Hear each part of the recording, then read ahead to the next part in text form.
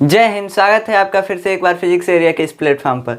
तो हम class 10th का बायोलॉजी पढ़ रहे हैं जिसके चैप्टर का नाम है जीव जनन कैसे करते हैं, हाउ डू ऑर्गेनिज्म रिप्रोड्यूस। और आज हमको देखना है कि परागण क्या होता है, पॉलिनेशन क्या होता है। तो आपको हम पिछले लेक्चर में बताए थे कि पुष्प के कितने भाग होते हैं, पुष्प का युग्मक क्या क्या क्या होता है, पुष्प का नर युग्मक, मादा युग्मक, ये सब बताए थे ना। उसमें हम बताए थे कि नर युग्मक जो होता है क्या होता है, परागकण होता है। और मादा युग्मक क्या होता है, मादा युग्मक अंड कोशिका होता है जो बीजांड में होता है। अब एक बार फिर से हम आपको याद दिला दे रहे हैं पुष्प के भाग के बारे में। देखिए, जो पुष्प होता है, फूल होता है, उसका डंटिया जो होता है जिसमें लगा होता है, जिसको पकड़ के आदमी कोई गिफ्ट देता है, उसको क्या बोलते हैं, वृंत बोलते हैं। उसके बाद जो वृंत जो है, डंटी जो है, ऊपर जाके फूल के पास थोड़ा सा फूला हुआ हो जाता है। उस फूले हुए भाग को क्या बोल देते हैं, जैसे ऐसे हो जाता है, गुलाब का फूल बनाते हैं ना, ऐसे बनाते हैं ना। तो ये जो फूला हुआ भाग है इसको क्या बोल देते हैं, पुष्प आसन। पुष्प आसन देखे होंगे, फुलवा के नीचे ऐसे पत्ती लटका होता है हरे हरे कलर का, तो इसको क्या बोल देते हैं, इसको बोल देते हैं बाह्य दलपुंज। सारे को मिलाकर बाह्य दलपुंज। जो पंखुड़ी होता है, जैसे गुलाब का पंखुड़ी जो होता है गुलाबी होता है, सफ़ेद होता है, ये सब होता है, तो उसको क्या बोल देते हैं, दलपुंज बोल देते हैं। इसको बाहर है तो बाह्य दलपुंज, मतलब इसके बाद है तो इसको दलपुंज बोल दे रहे हैं। उसके बाद हम देखे थे कि इतना तो बाह्य पुष्प का भाग था। अब इसका जो जनन भाग था वो क्या क्या था, उसमें देखे थे कि जब हम दलपुंज को फैला रहे हैं ना, इसे फैला रहे हैं, चाहे दलपुंज को नोच के फेंक दे रहे हैं, तो इसमें क्या बच रहा है, उसमें बच रहा है एक स्त्री वाला भाग, ऐसे लोटा टाइप में, कुछ सुराही टाइप में था। और उसके बाद क्या बच रहा था, और उसके बाद ये बच रहा था पुंकेसर, ये नर भाग है, बच रहा था ना। तो ये जो था ये क्या था, ये था स्त्री केसर। इसका नाम क्या था, स्त्री, मादा भाग का नाम क्या था, स्त्री केसर। जैसे मनुष्य में इस मादा भाग का, मादा जो है उसका नाम क्या होता है, लड़की या औरत बोलते हैं लोग। वैसे ही पुष्प में क्या होता है, ये जो मादा होती है पुष्प में उसको क्या बोलते हैं, स्त्री केसर बोलते हैं। और जो नर होता है उसको पुंकेसर। जैसे मनुष्य में पुरुष को मतलब नर को पुरुष बोलते हैं, वैसे ही पुष्प में नर को क्या बोलते हैं, पुंकेसर बोलते हैं। तो समझ में आ गया। अब देखिए, हम बताए थे कि इसमें बीजांड होता है, किसमें, मादा भाग में, स्त्री केसर में। बीजांड में अंड कोशिकाएं पाई जाती हैं, 3 ठे अंड कोशिकाएं रहती हैं। अब इसमें बताए थे हम आपको, पुरुष वाले भाग में बताए थे कि ये जो होता है ये क्या होता है, ये होता है पुतंतु, जिसको फिलामेंट बोलते हैं। और इसको बोलते हैं परागकोश। ऊपर जो हल्का सा होता है उसको परागकोश बोलते हैं। इसमें क्या होता है, इसमें परागकण बनता है। क्या बनता है, परागकण, पोलन ग्रेन। तो वो जो होता है परागकण, वो क्या होता है, नर युग्मक होता है। और इसमें अंड कोशिका जो थी वो क्या थी, मादा युग्मक।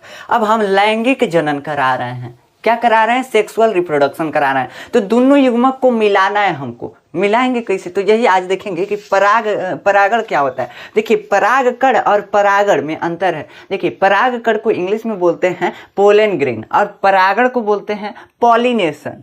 ये एक प्रक्रिया है, जबकि परागकण जो है उसका नाम है, एक कण जो है, नर युग्मक जो है, उसका नाम क्या है, परागकण। लेकिन परागण जो है एक प्रक्रिया है। देखिए कौन सी प्रक्रिया है, देखिए ये जो इसमें परागकोश में नर युग्मक है, परागकण, उसको जब हम वर्तिकाग्र तक पहुंचा देंगे। इसमें क्या क्या बताए थे, स्त्री वाले भाग में, स्त्री वाले भाग में ये वर्तिकाग्र था, ये वर्तिका था और ये अंडाशय था ना। तो यहाँ पे जब हम परागकण को ना यहाँ से लेके यहाँ तक वर्तिकाग्र तक पहुंचा देंगे तो हो गया हमारा पराग।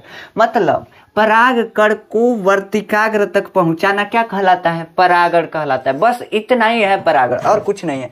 क्या है, बस परागकण को वर्तिकाग्र तक पहुंचा देंगे। कहाँ से ले रहे हैं भाई, हम परागकोश से ले रहे हैं परागकण को। कैसे कि परागकण जो है परागकोश में ही बनता है ना, इसी में न बनता है। तो जब मैच्योर हो जाता है, मतलब पूरा विकसित हो जाता है, तो फट जाता है, इसमें से निकलने लगते हैं। सरसों में देखोगे पीला पीला कलर का, तो वही होता है परागकण। तो उसको कहाँ तक पहुँचाएंगे हम, बीच में जो होता है वर्तिकाग्र, स्त्री का भाग, वहाँ पे पहुँचाएंगे। लेकिन उसमें हम बताए थे कि कई पुष्प जो होते हैं एक लिंगी होते हैं, कई द्विलिंगी होते हैं।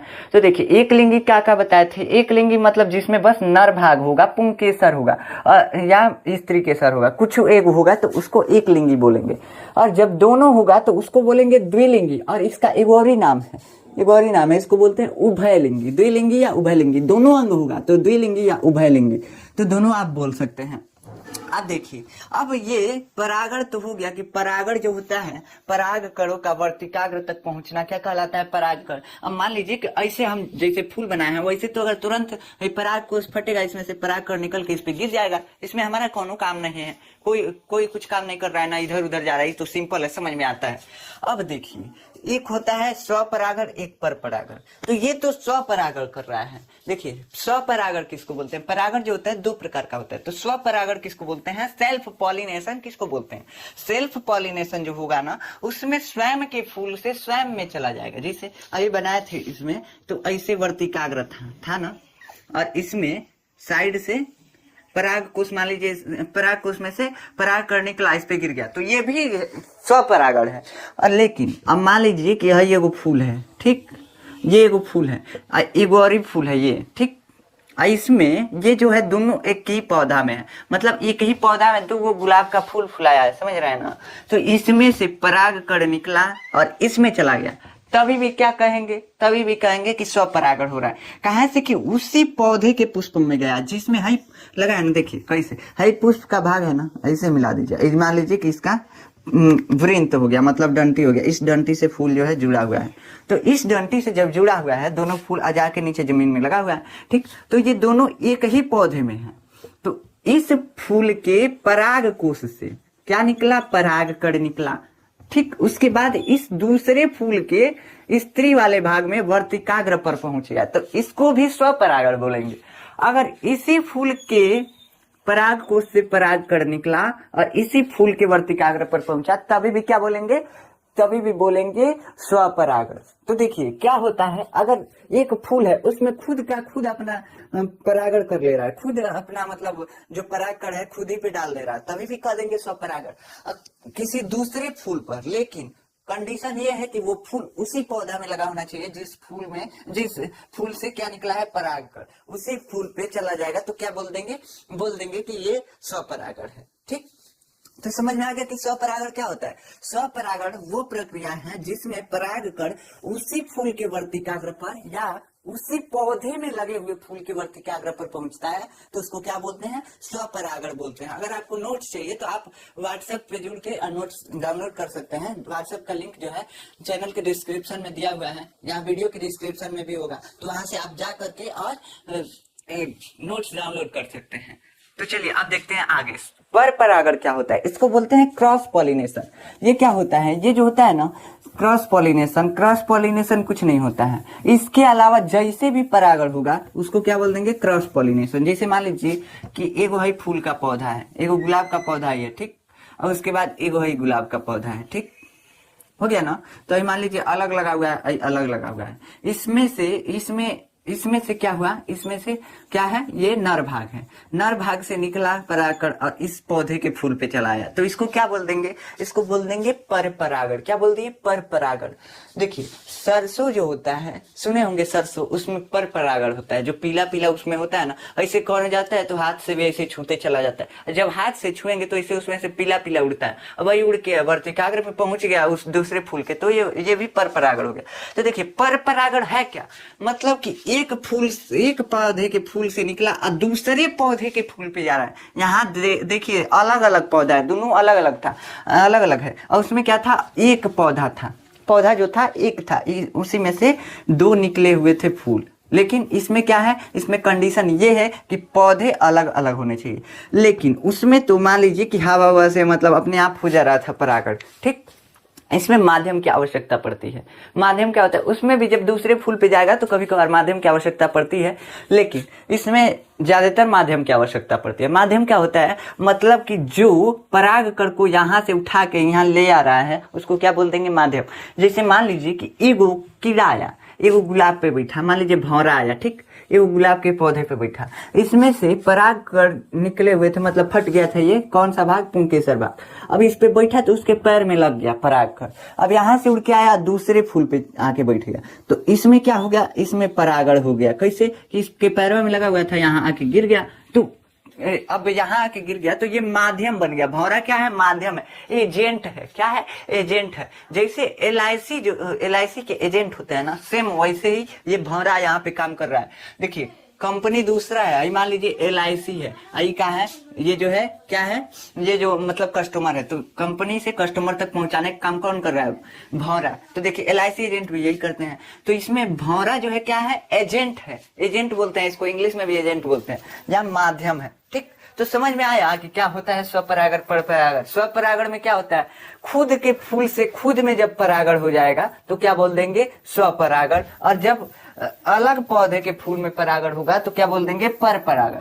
अब पर परागण जो है उसमें माध्यम की आवश्यकता पड़ती है, जैसे कीट द्वारा, कीट में भौरा भी आएगा, तितली उतली सब आएंगे, सब कीट द्वारा परागण, हवा द्वारा परागण। मान लीजिए आंधी चल गया, आंधी चल गया, बस पूरा सरसों जो लगा हुआ था उसमें परागण हो गया, तो वो हवा द्वारा हो जाएगा। जल द्वारा, जंतुओं द्वारा होता है। जानते हैं एक फूल होता है रिफ्लेसिया, 40 किलो का होता है, 40 किलो का, उसका परागण जो होता है हाथी कराती है। हाथी अपना सूंड ले जाके और उसमें से रस निकालती है, बस उसके सूंड में रस, सूंड में लग जाता है परागकण, ले जाके फिर से दूसरे फूल में से रस निकालने जाती है तो उसमें लग जाता है फिर परागण, तो परागण हो जाता है। मतलब कि देखिए यहाँ से सूंड लगाई तो यहाँ पे तो वो अपना रस ले ली फूल से, उसके बाद यहाँ पे परागकण लग गए। अब दूसरे रिफ्लेसिया पे गई तो दूसरे रिफ्लेसिया में भी क्या करने लगी? फिर से रस इसमें से निकालने लगी, और जब निकालेगी तो इसकी सूंड में लगा हुआ था पहले से, अब परागण हो गया, परागकण यहाँ पे पहुंच गया तो परागण हो गया। हाथी क्या बन गया? एजेंट बन गया। उसमें क्या, किसमें होता है ये? हाथी द्वारा रिफ्लेसिया फूल, दुनिया का सबसे बड़ा फूल है रिफ्लेसिया, ठीक, 40 किलो का होता है। तो ये पर परागण समझ में आ गया, स्वपरागण। चलिए एक बार फिर से रिविजन कर लेते हैं। परागण क्या होता है? परागकण का वर्तिकाग्र तक पहुंचना बस क्या कहलाता है? परागण कहलाता है। क्या कहलाता है? परागण। वर्तिकाग्र तक, वर्तिकाग्र कौन सा है भाग? मादा का ऊपरी भाग जो होता है इसी को वर्तिकाग्र बोलते हैं। वर्तिकाग्र तक पहुंचना परागण कहलाता है। उसके बाद स्वपरागण क्या होता है? जब खुद फूल अपना परागण कर ले तभी भी स्वपरागण कहेंगे। जब फूल जो है उसी पौधे के किसी दूसरे फूल का परागण करवा दे तो उसको क्या बोल देंगे? उसको भी बोल देंगे स्वपरागण। लेकिन अगर अलग अलग पौधा होगा, अलग अलग पौधा, यहाँ पे एगो फूल लगा हुआ है, एगो यहाँ पे लगा हुआ है, तो इसमें क्या होगा? यहाँ से यहाँ तक गया परागकण, तो इसको बोल देंगे पर परागण। अब स्वपरागण का एक उदाहरण होता है, स्वपरागण का उदाहरण मटर है। मटर देखे है ना, मटर का फूल जो होता है अपना ही परागण खुद करता है, ठीक, उसको पर परागण की जरूरत नहीं पड़ती है। अब सरसों जो होता है उसमें देखे होंगे बहुत ज्यादा कीड़े मकोड़े बैठते हैं, उसमें पर परागण होता है। सरसों में क्या होता है? पर परागण होता है। तो समझ में आ गया। अब अगर आपको इसका नोट चाहिए तो व्हाट्सएप चैनल से जाकर जुड़ सकते हैं। इसका व्हाट्सएप चैनल का लिंक जो है डिस्क्रिप्शन में दिया हुआ है, आप वहां से जाकर जुड़ सकते हैं। तो अब नेक्स्ट लेक्चर में हम निषेचन के बारे में देखेंगे, फर्टिलाइजेशन के बारे में देखेंगे। तो मिलते हैं नेक्स्ट लेक्चर में, तब तक के लिए जय हिंद।